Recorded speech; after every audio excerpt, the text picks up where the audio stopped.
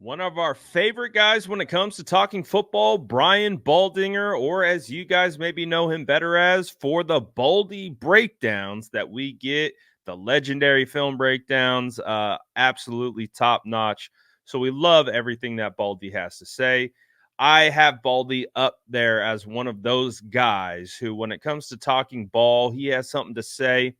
I'll sit back and I'll listen. My first gut reaction isn't to be like, oh, well, what is he? No, Baldy knows ball. Like, if there's anything, that guy is a knower of football. So we give him his credit, we give him his props. And whenever he has something to say about the San Francisco 49ers, we listen. And so, of course, the topic of the day, of the year, Brock Purdy, his performance, what he was able to do in the comeback victory against the Lions, the biggest comeback victory in NFC Championship history, you might add. You can add that to Brock Purdy's resume.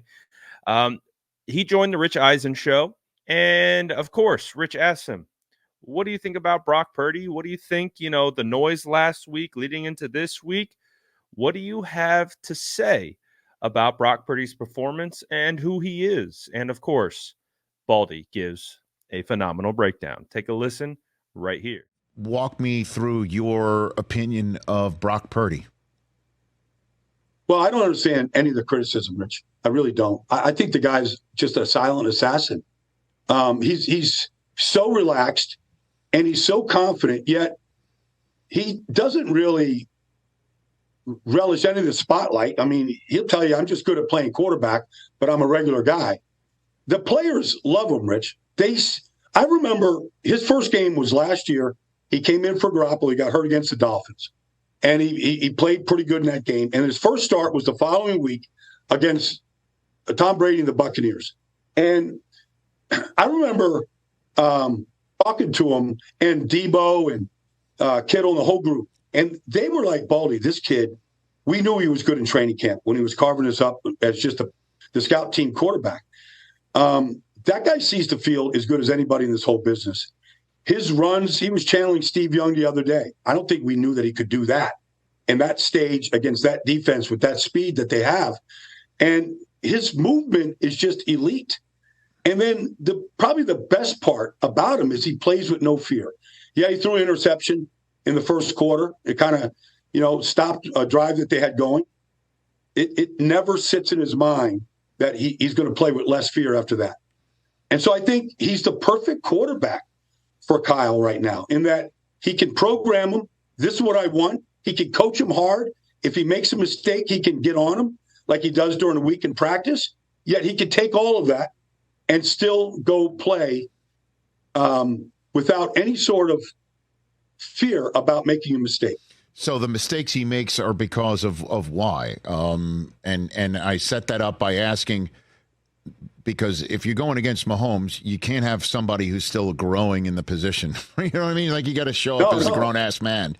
So, and if he is, by the way, that's totally understandable. I mean, and you as an undrafted player would completely understand somebody who almost was undrafted and how that can, maybe affect the way you do something and you put a chip on his shoulder and what have you. But why is he making the mistakes he's making right now? Well, because the offense is designed to attack the middle of the field.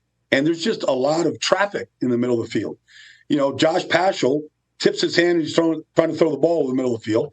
It gets intercepted by Malcolm Rodriguez the other day.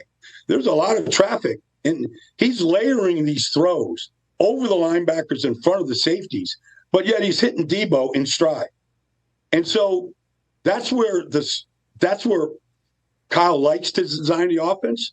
Garoppolo was good at it at times. Obviously, wasn't good at times. But it's not safe throws. He's not throwing checkdowns to running backs. He's not throwing like Tom Brady deep down the field. Like, he's not throwing deep down the field outside the numbers. It's in the middle of the field. And so those are throws that can get a lot of quarterbacks in trouble. Brady could throw the ball to a running back 14 times in the Super Bowl. He'd be happy as hell. Well, they're not doing that. That's not the way the offense is designed. They're designed to attack with chunk plays the way Mike Martz did back in the day with Kurt. And that's where they want to go. And not everybody is built to make those throws. So the scheme is built for dangerous throws. Like there's a lot, built for dangerous. So there's the risk, and then we could see obviously the reward, and that's what you're saying. I'm saying exactly that. And so a lot of it is play action, but not all of it. Mm-hmm. But you watch their in cuts. Like I remember talking to Jim Schwartz after they lost to Cleveland this year, and I talked to Jim about it, and he said, like we knew that they loved their in cuts, but we weren't getting out of our man-to-man coverage. We're going to stay. We're going to make the quarterback beat us. And that day he threw an interception. Martin Emerson picked one off, and they shut him down pretty good that day. They played without Debo. They played without Trent Williams. But nonetheless, they manned those receivers up, and they didn't have the big open spots in the middle of the field. They played really well. They took them away. But that's when I started. But Jim was like, this is where they want to go, Baldy. We knew it. And we could have played zone and protected ourselves, but we're like, the corners wanted to play man and man up against Ayuk and Kittle, and we were good with it, Juwan Jennings. And they won that day. And it remains to be seen what Spags is going to do. As much man coverage as he played the other day and as much talent as he has at the cornerback position, if he's going to play that style. Yeah, Purdy led a game-winning drive, actually, in the fourth quarter. Had the Niners set up to win, but Jake Moody missed the field goal. So Purdy actually had that gritty final drive in that game that didn't result in the win. That Niner fans were always talking about, the gritty win that they're looking for, and they did come up with one in Green Bay against Green Bay. One of the things that I also love about Baldy is that he's around the team. There's been multiple games this year where I've seen Baldy out there pre-game chopping it up with Brock, or talking to this guy, talking to Debo, talking to Ayuk. There's been plenty of moments where I've actually seen Baldy on the field talking to these guys. So not only does he know ball, he has the access. He when he's saying that these players love him, they really do. Like, that's not lip service. It's not for the cameras. It's not for whatever. It's not manufactured lines. They absolutely love this dude. And again, he even referenced the point of when he was running scout team with the 49ers as a rookie before he got his opportunity. They seen it then. Trent Williams, Fred Warner, they saw it then with Brock Purdy. And so now all that Brock has done since he's getting these opportunities is continue to solidify the original belief in all these players. And that's why these guys never waver when it comes to Brock Purdy. The fact that Brock is 24 years old, about to play in the Super Bowl, has the entire respect of a locker room full of star-studded guys. And again, you never hear that discussed, right? You never hear look at all the Pro Bowlers, look at all the All-Pros. Yeah, all of those guys look at Brock as the leader. Now, he might not be the rah-rah leader. He might not be, the authority in the locker room. I would say that's like Trent Williams. Trent Williams is the authority in the locker room. George Kittle, Fred Warner, those guys are the authority. But when it comes to being on that field and it's game time, it's go time, Brock's that guy.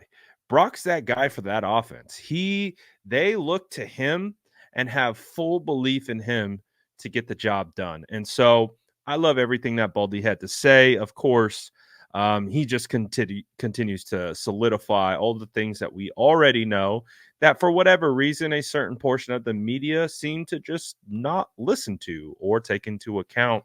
So it's always great when we get some insight from a guy who we know watches the tape and understands ball, and he has the access. He is a great asset from a knowledge standpoint for those reasons. He knows ball, he watches the tape, and he has the access. So Baldy's the best. But not only is Baldy the best, Rich gets in a question about 49ers, Chiefs, Super Bowl. How's it going to go?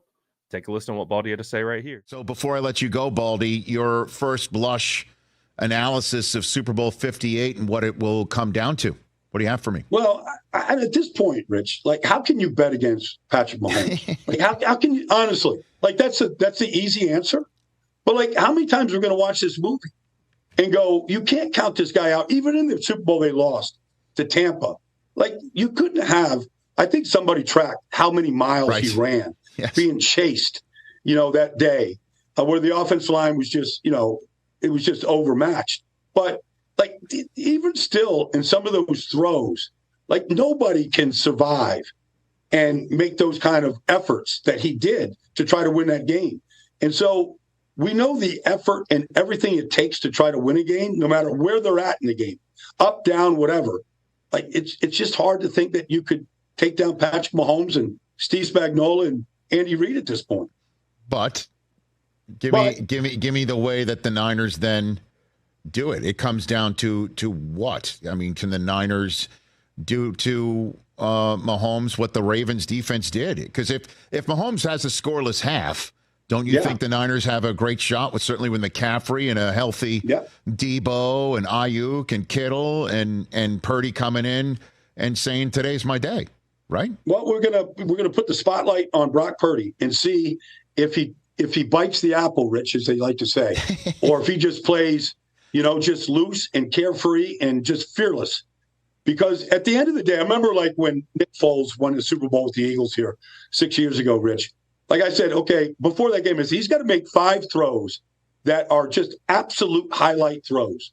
And when you go back and watch that shootout with Brady, he had 10. He had 10 that day where you go, you can't throw it any better. And they needed every one of those 10 to win, including the Philly special.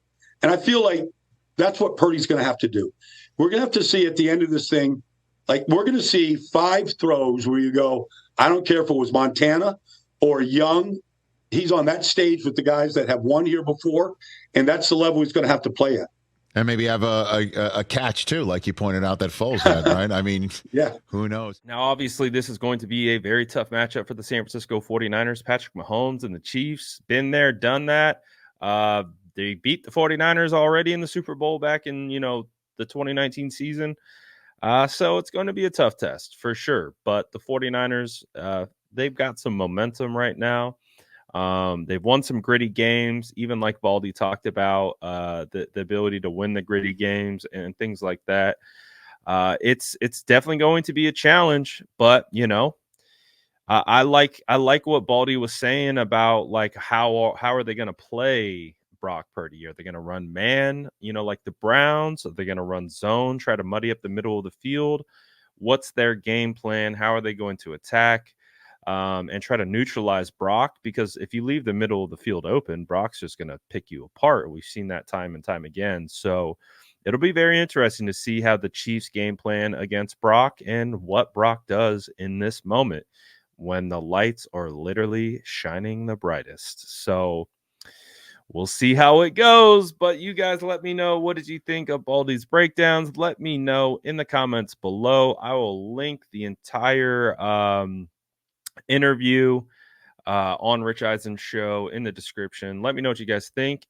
And as always, make sure to like and subscribe for more updates.